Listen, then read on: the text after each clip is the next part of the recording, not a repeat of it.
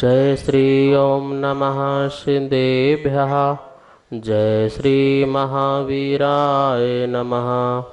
जय श्री परम्पराचार्य गुरुवे नमः।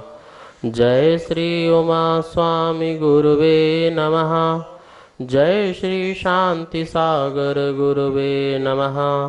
जय श्री विद्यानंद गुरुवे नमः। मोक्ष मार्गस्य नेतारं वेत्तारं कर्म भूभृतां ज्ञातारं विश्वतत्त्वानां वन्दे तद्गुणलब्धये। मङ्गलं भगवान् वीरो मङ्गलं गौतमो गणी मङ्गलं कुन्दकुन्दार्यो जैन धर्मोस्तु मंगलम। तत्वार्षुत परमांगलिक ग्रंथ है आचार्य कुंद के पट्टे शिष्य आचार्य उमा स्वामी द्वारा यह विक्रम की प्रथम शताब्दी में लिखा गया। सूत्रात्मक शैली है, संस्कृत इसकी भाषा है, 10 अध्यायों में विभाजित है, 7 तत्वों का इसमें वर्णन है। हम सभी लोग 7वां अधिकार जिसमें आश्रव तत्व नाम का अधिकार है, उसमें भी आश्रव तत्व में शुभ आश्रव का अधिकार का वर्णन चल रहा है।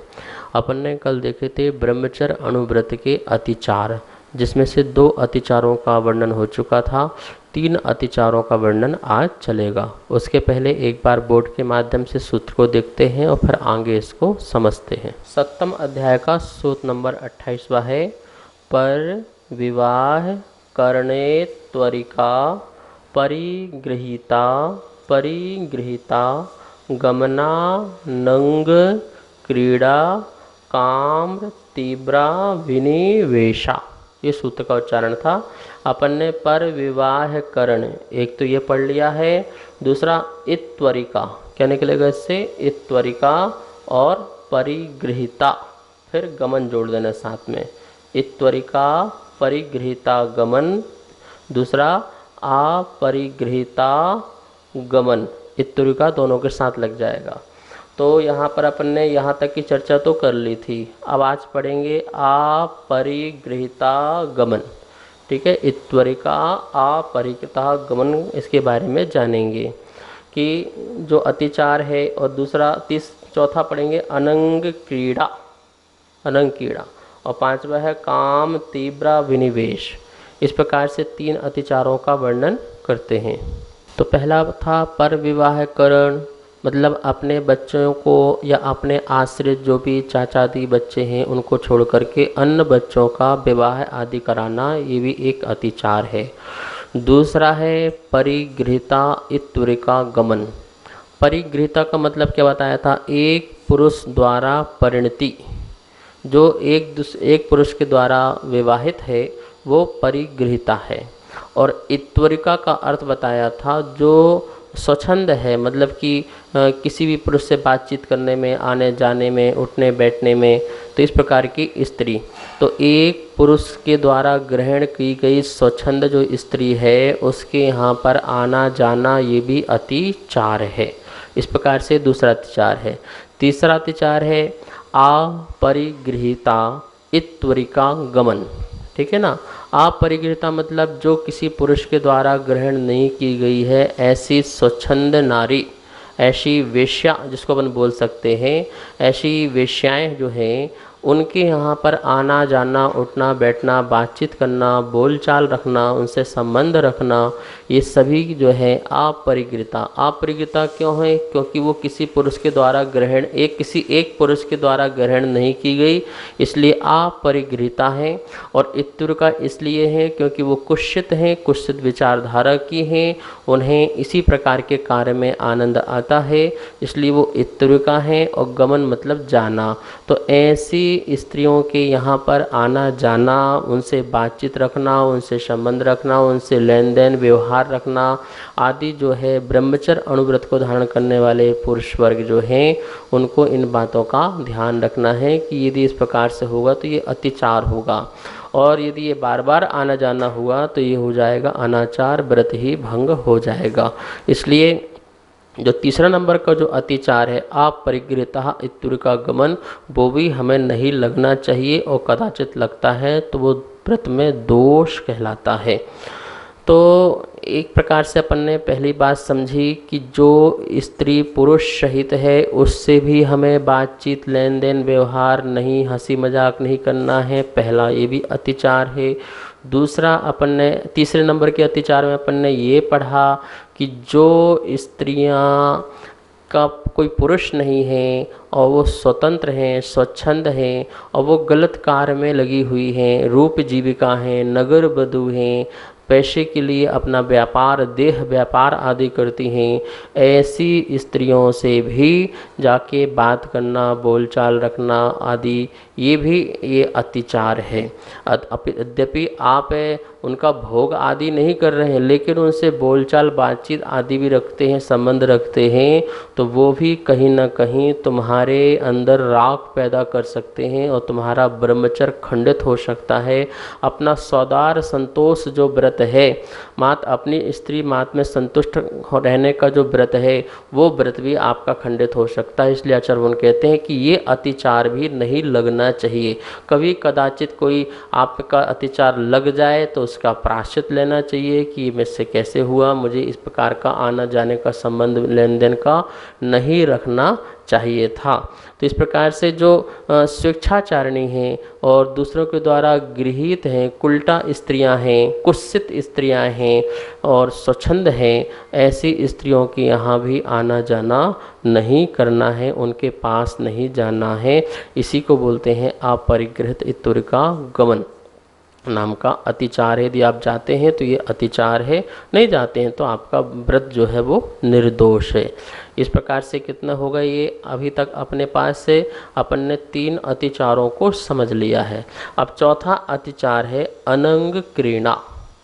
अंग और अनंग, देखिए काम सेवन के अंग होते हैं, उन अंगों के स्थान को छोड़ करके काम की जो तीव्र अभिलाषा है उसके कारण वह अनंग जो अंग नहीं है काम के, उनके स्थानों से, अन्य स्थानों से भी काम का कार्य करता है। तो आचार्य कहते हैं वो भी उसकी जो है महा आसक्ति है।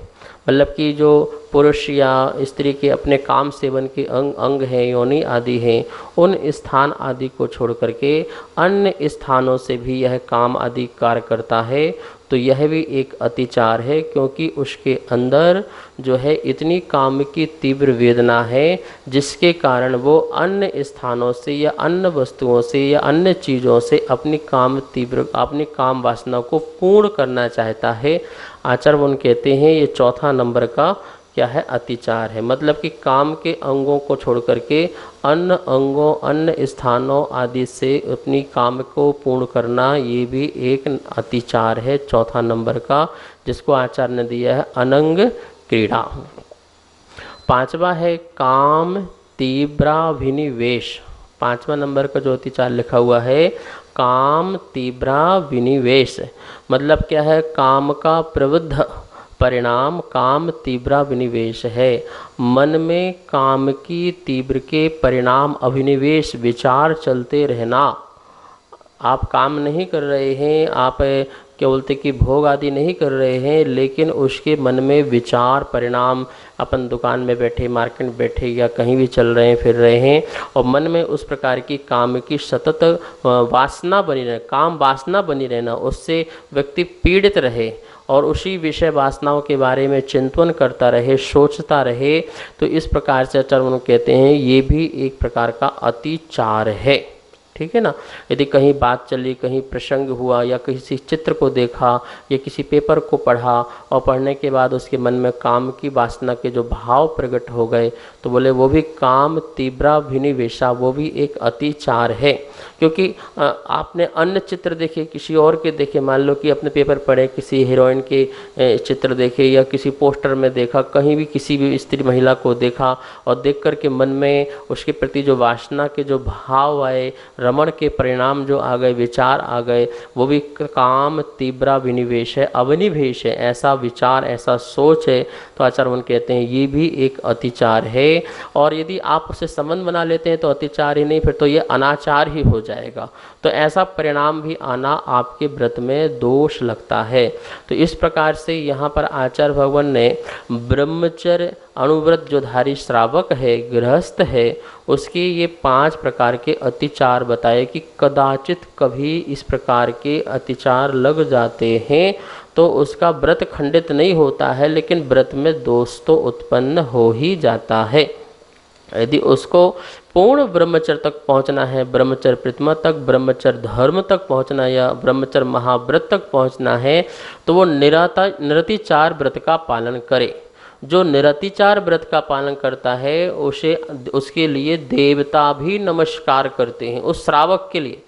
अभी वो मुनि नहीं है, उस श्रावक सिर्फ घर में रहने वाला यदि वो निरतिचार रूप से पालन करता है, जैसे सीता कहती है कि मैंने सपने में भी परपुरुष के बारे में यदि विचार किया हो तो यह जो अग्नि है मुझे जला करके भस्म कर दे। जब आपको पता है अग्नि की परीक्षा हुई थी तो उसने यही तो कहा था ना कि मैंने यदि सपने में भी, जागृत तो छोड़ो, सपने में भी मैंने परपुरुष के प्रति 1% भी विचार मन में लाया हूँ तो मेरे लिए है ये अग्नि देवता, तुम मुझे भस्म कर दो। और क्या हुआ, इसका क्या हुआ? अग्नि का कुंड भी जल का कुंड बन गया। क्यों? क्योंकि उसके मन में 1% भी परपुरुष के प्रति कोई आकर्षण का भाव या कोई विषय का भाव उत्पन्न नहीं हुआ था। इसे कहते हैं शील, इसे कहते हैं निरतिचार रूप से अपना पतिव्रत धर्म निभाना या स्वदार संतोष या ब्रह्मचर्य अनुव्रत का पालन करना। तो ऐसे शीलवान जो नारियां हुई हैं कितनी शास्त्रों में मिलती हैं, जिन्हें हम सतियां कहते हैं। ठीक है ना। पुरुषों के भी उदाहरण बहुत हैं, जैसे सुदर्शन सेठ आदि, बहुत उनके भी उदाहरण बहुत हैं। पर स्त्रियों के माध्यम से बहुत सारे दृष्टांत बताए हैं। मनोरमा रानी, रानी सती चेलना आदि, ये सभी लोग जो रहे, और अपनी चंदनवाला, ब्राह्मी सुंदरी, ये जिन्होंने अपने जीवन में ब्रह्मचर्य रूप को बहुत अच्छी तरीके से पालन किया, और इनके प्रभाव से कितने अश्य कितने चमत्कार भी प्रकट हुए हैं, जिनको आप पुराणों से पढ़ना और आप जानते भी होंगे कथा कहानी आदि को। तो इस प्रकार से यहाँ पर आचार्य भगवान ने प्रेरणा दी है कि देखो ये नाम आपको हमने जो गिनाए हैं वो इसलिए गिनाए हैं कि इस प्रकार के लोगों के मन में भाव प्रकट हो जाते हैं। इसका ये मतलब नहीं समझना कि हमने अतिचार गिनाए हैं तो हमको तो छूट मिल गई कि इतने अतिचार तो अपने लग सकते हैं भैया। हम क्या बोलते कि अनंकीर्णा कर लें, काम तीव्र विनिवेश कर लें, या क्या बोलते कि वेश्या आदि के यहाँ भी जा सकते हैं, बातचीत कर सकते हैं, हंस सकते हैं, मुस्कुरा सकते हैं, तो इतना तो अपना छूट दो। अतिचार में लिखे अपने अतिचार ही तो लगे हैं, व्रत थोड़ी भंग हो रहे हैं अपने। ऐसा उल्टा नहीं समझने का। ये तो आचार्यों की बहुत बड़ी कृपा रही कि जिन्होंने हमें इस प्रकार से खुलासा करके बता दिया कि भैया यहाँ यहाँ तुम्हारी गलतियाँ हो सकती हैं, पर ये गलतियाँ भी हम आपको कह रहे हैं कि ये गलती भी अभी नगण्य है। तो यह सूत्र यहीं पर संपन्न होता है 28वां नंबर। अब आगे जो सूत्र है परिग्रह परिमाण व्रत, उसके अतिचारों की चर्चा करेंगे।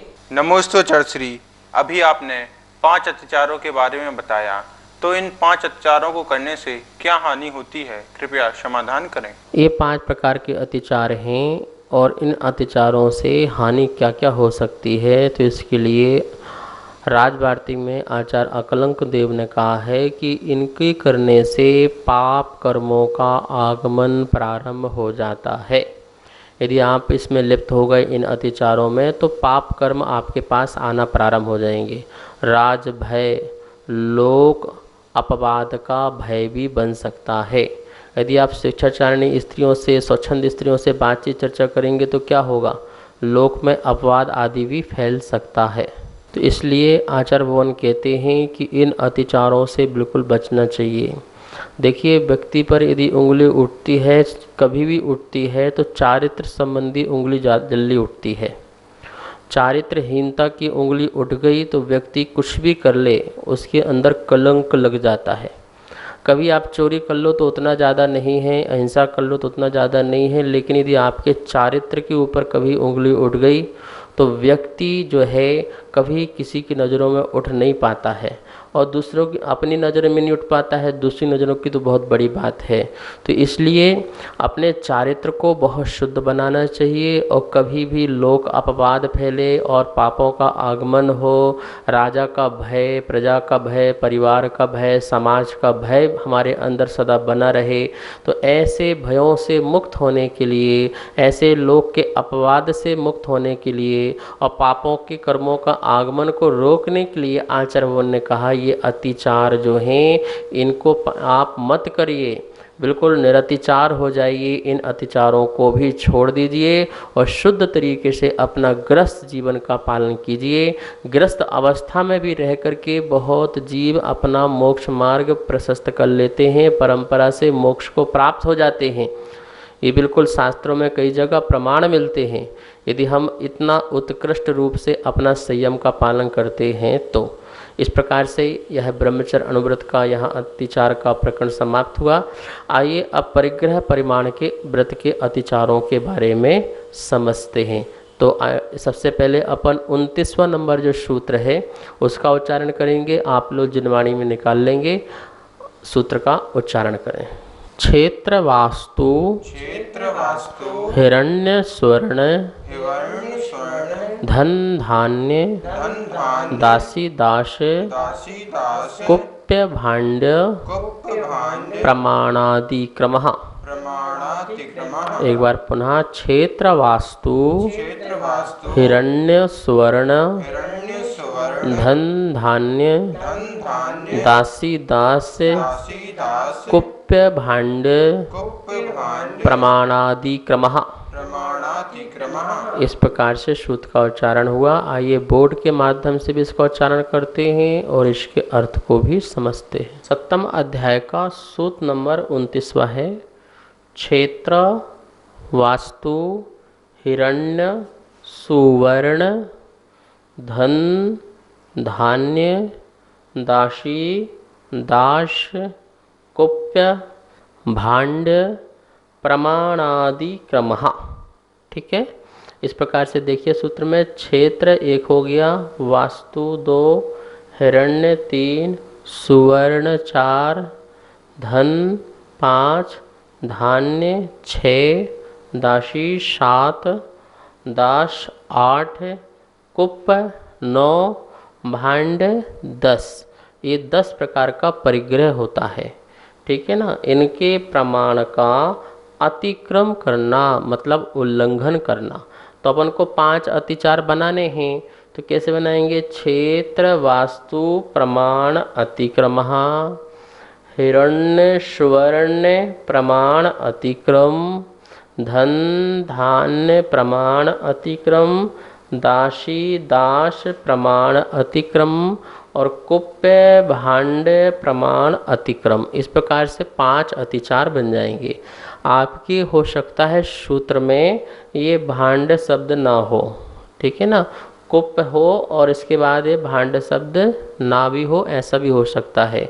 अलग अलग प्रतियों में कहीं कहीं भाण्ड भी मिलता है, क्योंकि जोड़े से है ना। देखो, क्षेत्र वास्तु 1, हिरण स्वर्ण 2, धन धान 3, दासी दास 5, कुप भाण्ड ये 5, 4 के बाद 5। इस प्रकार से इनके 5 अतिचार बन जाते हैं। परिग्रह परिमाण जो व्रत अपन ने बनाया था, अपन ने परिग्रह का एक प्रमाण बनाया था, एक सीमा बनाई थी, एक मर्यादा बनाई थी, हम इतना इतना परिग्रह रखेंगे। अब वो परिग्रह कौन कौन सा होता है? तो ये 10 प्रकार का परिग्रह होता है और इन 10 प्रकार के परिग्रहों का ही परिमाण बनाया जाता है। और जो हमने परिमाण बनाया है, जो सीमा बनाई है, उसका अतिक्रम करना, उसका उल्लंघन करना, उसके प्रमाण का उल्लंघन करना, ये अतिचार कहलाता है। अब ये क्षेत्र वास्तु क्या होते हैं, इनके अर्थ क्या हैं, तो इनके बारे में अपन समझते हैं। तो पहले अपन शब्दों के अर्थ को समझ लेते हैं, एक एक शब्द का अर्थ। क्या लिखा है? पहला क्षेत्र। तो क्षेत्र मतलब होता है एरिया, ठीक है ना, स्थान। तो यहाँ पर जो खेत आदि हैं, खेत को ही क्षेत्र कहते हैं। किसी के पास 1 बीघा, किसी के पास 2 बीघा, किसी के पास 1 एकड़, 2 एकड़, जितनी भी ज़मीन है खेती आदि करने के लिए, उसे यहाँ पर क्षेत्र समझना। तो पहला हुआ क्षेत्र। दूसरा है वास्तु। वास्तु का मतलब है मकान, आगार, भवन, सदन, घर, ये सब कहलाते हैं वास्तु। जिसमें आप रहते हैं वो कहलाता है वास्तु। और जिससे आपकी आजीविका चलती है उसे कहते हैं क्षेत्र। तो क्षेत्र से क्या होता है, क्षेत्र में आप रहते नहीं हो, खेत में आप रहते नहीं हो, खेत में तो आप अपना कार्य करते हो, धान आदि को बो करके उसमें से आप फसल लेते हो, तो वो क्षेत्र है। तो क्षेत्र हो गया आपका व्यापार का स्थान, ठीक है ना। उसे आप दुकान आदि भी ले सकते हैं क्षेत्र के एरिया में।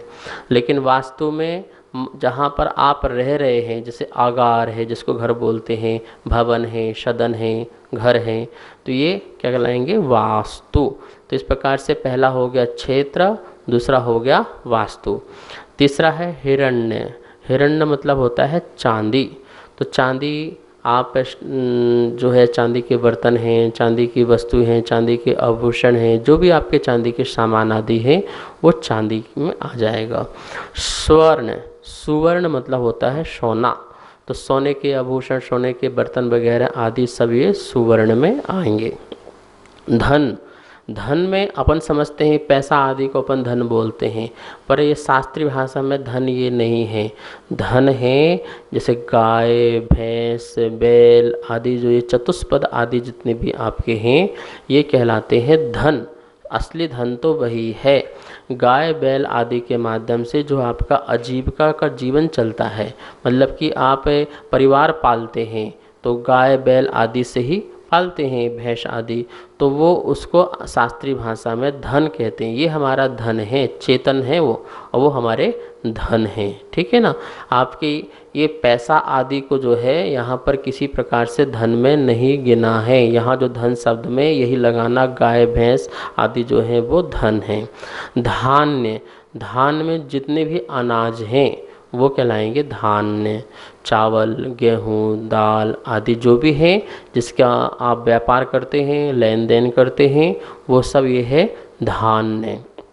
दासी, दासी में जो स्त्री वर्ग में मतलब जो नौकरानी हैं वो दासी कहलाती हैं।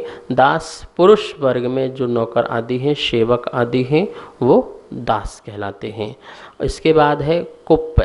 कुप्प में लेंगे वस्त्र आदि, जो भी कपास आदि से बने हुए या केली के वस्त्र हैं आदि अनेक प्रकार के, तो ये सब जितने भी वस्त्र हैं जिसको आप ओढ़ते हैं, जिसको आप पहनते हैं, बिछाते हैं, जिनका उपयोग करते हैं, तो ये सारे के सारे कहलाएंगे कुप्य।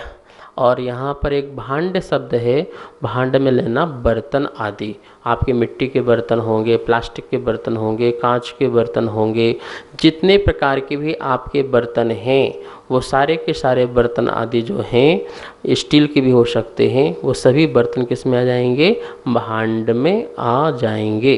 तो इस प्रकार से ये क्या हो गया, ये 10 प्रकार के आपने नाम सुने, क्षेत्र, वास्तु, हिरण्य, स्वर्ण, धन, धान, दासी, दास, कुप्प और भांड।